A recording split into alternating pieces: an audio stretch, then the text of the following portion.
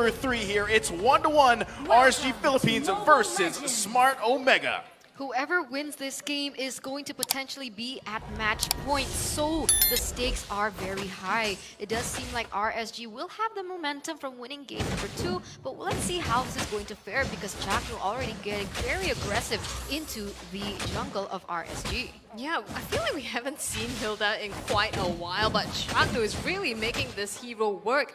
Light though, responding with some damage of his own, so they treat even here and manage to protect the jungle. I don't know about early aggression coming from Omega because so far Ryzen, yes, he has played, heroes that are able to flex that, but he hasn't really made much of it.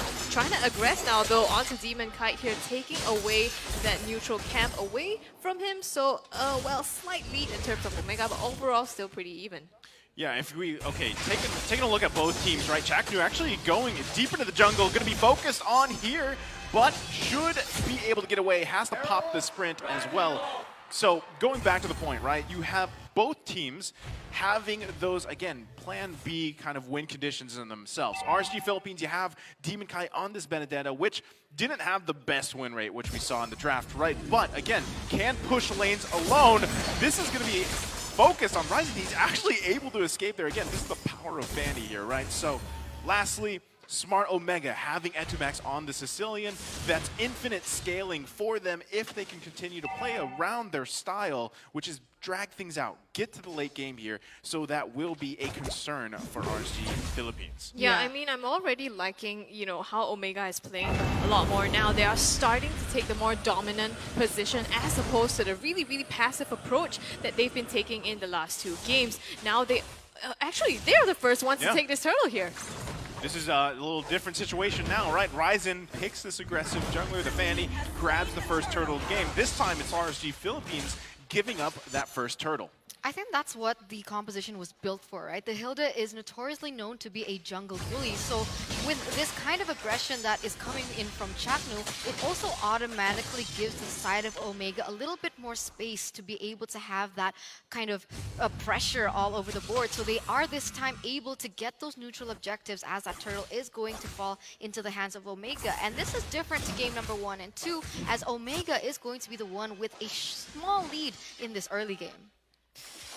There's something that I noticed. Kelra has actually picked up the sprint here. So even though he's on the clock, he's not going to go for that flicker blazing duet combo. And I find that a little worrying. I mean, he does have Iman, who's going to be really, really safe in the backline, as well as Aqua, so might not be able to reach that in if he tries to pull off that team fight. In the meantime, Nasia getting aggressed on here by Chaknu and Renzio, taking a lot of damage. The shield pops up, but not enough. Wow. Actually, no, the Dawning Light saves him from downtown. So Nas managing to live to see another day. Demon Kite with a final blow onto Renzio here. Dives the turret, takes some damage. Ryzen. And here is Ryzen to clean up the fight. He manages to secure that kill, and first blood goes to Omega. Kelra popping the blazing duet downtown, getting a kill off his own. Potentially Line goes in. Flicker combo doesn't connect and will have to disengage. Light trying to do a maneuver there that looks familiar over on the side of Smart Omega, but not able to pop that off. So right now, good start here this time for Smart Omega, especially Ryzen, right? This is exactly what you want to do. This is your game plan on a Fanny. Get that early kill. He got the first blood. Transition that over for the rest of the team. And like you said, right, Kelra's playing with the sprint here on this Claude. We've seen a couple different spells being picked up by the Claude players, whether that's the sprint, the flicker, or even Vengeance. It depends really on what their game plan is, how they want to play around that blazing duet. And right now, fighting for the turtle here, gonna push Demon Kite back. The Dawning Light does come out, forcing Renzi to go back with another kill in the bottom lane. It's gonna be a solo kill for the gold laners. Again, Ryzen securing a turtle. Yeah, really worth it for the side of Omega, though they did have to lose Kelra in the process. I'm not sure what's going to happen as Ryzen goes in for a kill onto Iman. So now it is definitely worth it for the side of Omega. They both are going to trade their gold laners, but in advance, Omega has secured another turtle on the board. Yeah, okay, so again, Ryzen feeling a lot better this time around, right? So he's got those 2 early kills. He's feeling good about the objectives early on. This allowed them to get that 2.3k gold lead at this point. So now this is switched from the previous games, right? They're the ones controlling the pace of the game, and this is exactly where they want to be here. So now the response has to come from RSG Philippines. How do you fight around that? Kelra, especially. Look at the confidence coming out from Ryzen, focusing on Emon. He gets stunned! Not able to get the kill here, unfortunately for him, but Emon does get taken down by Kelra. Nice play there. Now Etumax joining the party. They could just work on this turret. Meanwhile, Light's gonna be down there. Chaknu has to defend the lane himself in the mid. What an outplay there. Ryzen actually taking too much turret damage. I think he got stunned out under there as well. And along with the kill, Omega is going to pick up the first tier turret on the bottom as well. Demon Kite, I think just barely managing to protect his jungle there. But we can see RSG, they're playing on the back foot here. And this is uncomfortable. They are used to taking the early game, but right now they're not set up in terms of their composition to do that. Yes, but with the way that Ryzen has been playing, it seems like he's kind of, you know, like figuring out like the mechanics of the Fanny, like the maxes of what he can do. The limits, he's pushing the limits is basically what I'm trying to say. And with that, RSG Philippines, they can definitely capitalize on these really aggressive movements coming in from Ryzen, as he was able to be picked off in the bottom lane.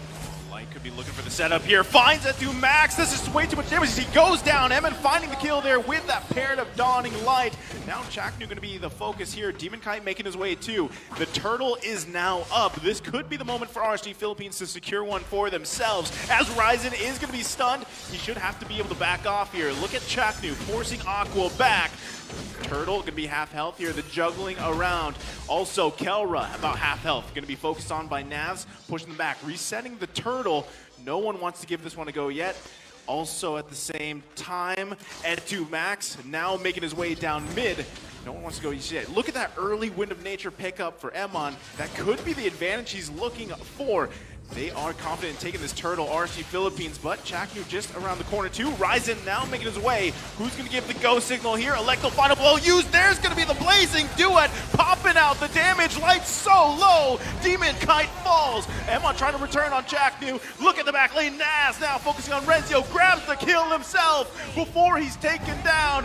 Finding a kill for Kelra. 1-for-3 trade here, 4 in favor of Omega, as unfortunately they did have to lose that turtle, but at what cost? It was 3 members taken down, and Omega has the space. They are now leading with 2,000 gold, as we can take a little look into the items here, as it does seem like Sicilian is a little bit ahead, understanding that they have already secured 2 core items in that Clock of Destiny, as well as at Lightning Truncheon. And from the side of Xavier, he's only been able to build that Clock of Destiny, and so he needs a little bit more time to be able to dish out the damage, as we know the Dawning Light to be able to do. Yeah, RSG really looks like they're trying to claw their way back in here, wanting to go so hard on that objective to secure it for themselves. The thing is, RSG, they have 4 kills, but only 2 of them are on Iman, and like you said, Eterna, Aqua right now is 0, 0, and 2. In comparison, Omega has 2 kills on Kelra, 2 kills on Ryzen, and 1 on E2Max, so they are slowly farming up exactly in the players that they need it to be. Yeah, so it's basically it's split, right? It's nicely split amongst each player. Meanwhile, RSG Philippines, Light is actually picking up an early immortality, so this could allow him to make those plays that he's looking for, because Demon Kite's struggling a little bit. There's the Mystic Field forcing Chaknu back. There's Light, not able to connect on the Tyrant's Rage. Ryzen trying to push them back too. This is just a misplay for them. They have to go back. They lost some resources, so they got to reset. RSG was looking for a play. It was supposed to land, but E2Max has the Purify, so denied that opportunity from happening, and that is how you respect the enemy.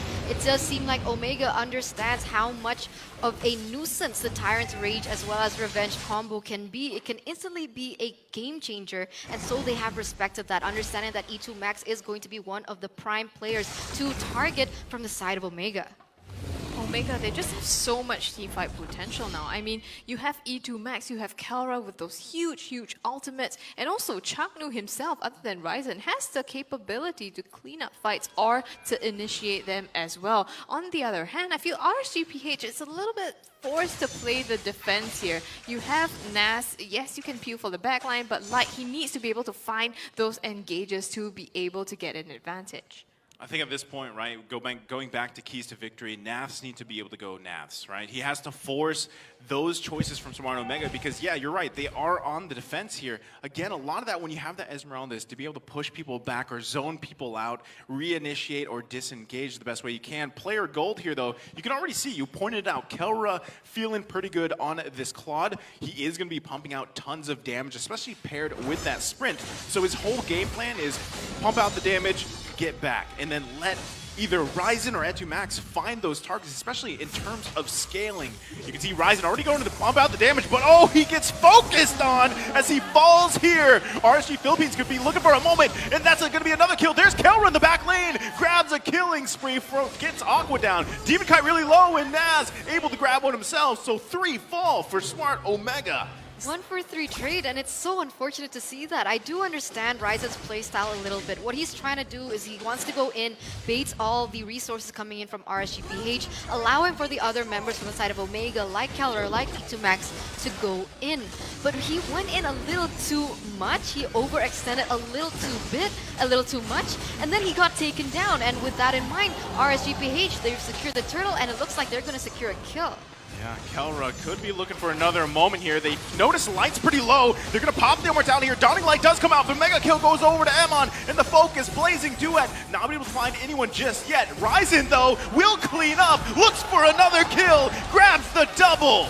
Oh, RSG, they were so low, and now E2Max shuts down them as well. It's gonna be 3 kills there on the side of Omega, traded for 1 Chaknu, so super worth it. RSG, I feel like they overstayed their welcome a little at the Lord, and capitalizing on those low HP bars. You know that Ryzen's going to come in with the slice and dice, but the Dawning Light comes through with enough damage. Still going to be Omega taking down this mid-tier 1 turret.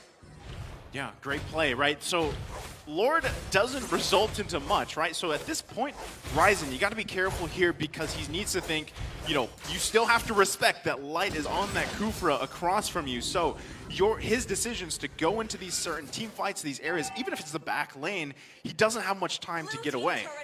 This is a battle, man. It's just so back and forth. It's so insane. When you think that Omega has the upper edge, RSGPH finds a way to find a mistake and force a mistake from Omega, and they capitalize over that. It does seem like on paper, in terms of gold, Omega is leading, but the way that RSG Philippines is playing is that they do also have pressure on the map, and this is so crazy to see as well.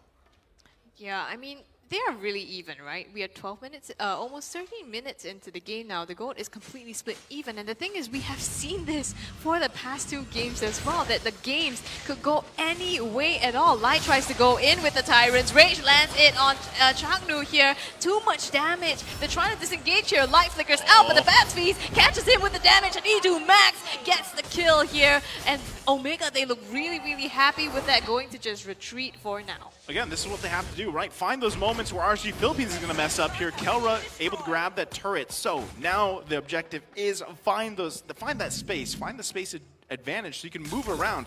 They do have 1 turret over RSG Philippines, so they can work with that. The other thing is, I mean, Demon Kite hasn't exactly been able to do what he wants with this Benedetta, but if he can continue to find these side lanes, causing pressure, the response to him, because so far in the team fights, it hasn't been able to work out so well for the Benedetta pick compared to that Fanny pick. It's wreaking havoc, though, onto the formation of the side of Omega. Let's say they want to go for an objective, and RSGPH, they go for it. But with Demon Kite being able to put pressure on these side lanes, like you mentioned, it actually causes a little bit of chaos in Omega's plan. But when I say that, the same thing can be said for the side of Omega. They do have Ryzen on the Fanny who can actually duplicate and implicate the same things in the game. So it all comes back down to whoever hits first. Yeah, remember game 1 when Ryzen almost just snuck into the base and took the crystals? So yeah, that's possible right now. Kelra's actually going to go ahead and continue to work on this Lord, less than half health here. Light could be looking for his setup, trying to get some information. Ryzen now joining this area. Let's see if they can actually secure this one. It will be big for them. Emon returning the damage to Jack New. Lord actually going to reset here. So it takes a reset. No, he possibly do it. Has to retreat here. Light looking for Renzio, forcing the flicker out. Light quite low as well. Demon Kite goes in. Emon grabs the kill here. Now Ryzen has to retreat. So RSG Philippines finding a pick. My goodness, they were just kind of juking around, you know. I mean, and Kara going in with the Blazing Duet didn't hit anything back in, but then RSG counter engaged as well. It's gonna be Renzio that takes the death here, but now RSG PH, they have the opportunity, gonna grab it and start to aggress on the Lord. Instead, Chaknu down low here, getting hit so much by the light wheels. It's so much damage, sounding like not enough to secure that kill just yet. And the Lord is going down now. It looks like RSG is going to be able to take that completely for free. Oh, this is tough. I mean, even if they wanted to go for a 5v5, let's say RSGPH, they have it in their composition to look for those CC type of big momentum plays because they have the Kufra. But from the side of Omega, what kind of CC do they have? They have a lot of bursts. They have DPS, let's say, coming in from Kelra, but the only main CC that they have is definitely just the claws coming in from E2 Max, and other than that, they have nothing. So if RSGPH, they want to go in very aggressively into the backline, let's say, onto E2 Max, they don't have any other choice other than pure damage in return. Yeah, so we can see that, right? They're playing around this Lord and Demon Kite focusing on the bottom, so he's going to force some pressure there. This should be the tier 2 turret going down here in the mid lane as well. So at this point, it's a little bit tough, right? How do you use Ryzen here, especially when you don't have all this access, the free access to your purple buff? RSG Philippines knows that, and they want to punish them. So, continuing to take down turrets, Lord's still going to be in the top lane.